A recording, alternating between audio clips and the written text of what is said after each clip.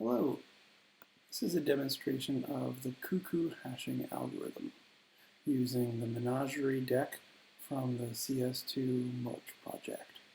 So we have in front of us the cards numbered from 0 to 7. These are going to be our array spots. We have an array of size 8, and we are going to slowly place our cards into this Cuckoo Hashing array.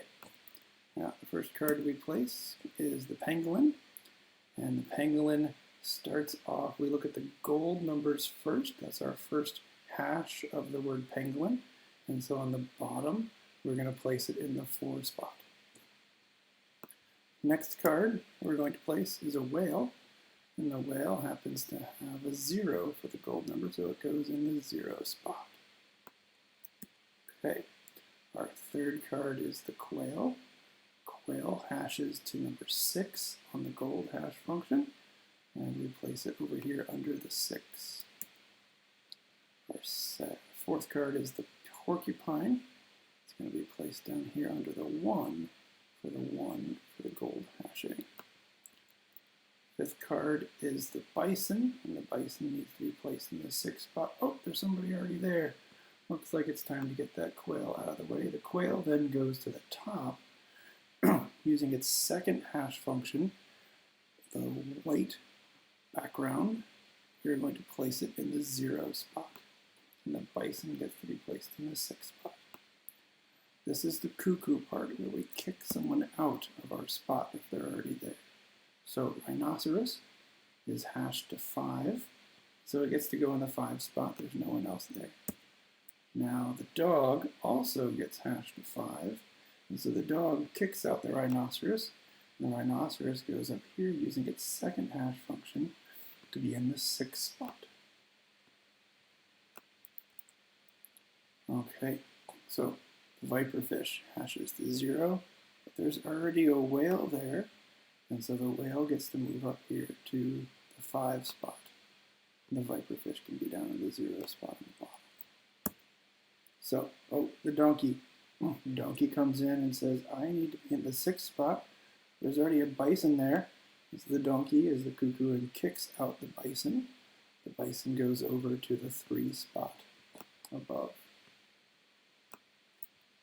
Okay, our next card is the aardvark.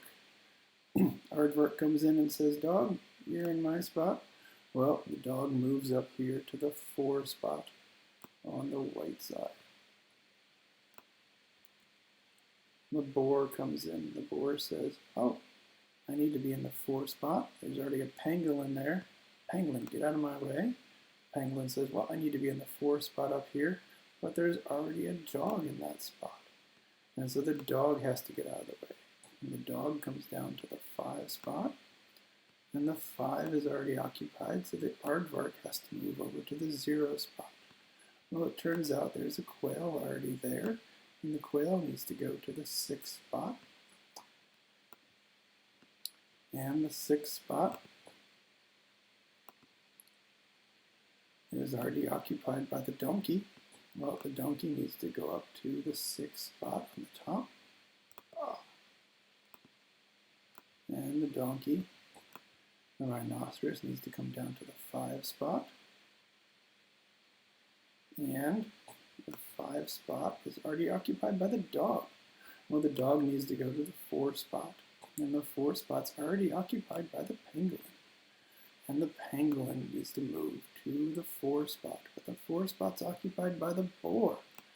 Well, the boar needs to move to the 2 spot. And finally, we find an open spot for everyone, and we are back to having a consistent hash table. To look something up, if we're like, where is that dog?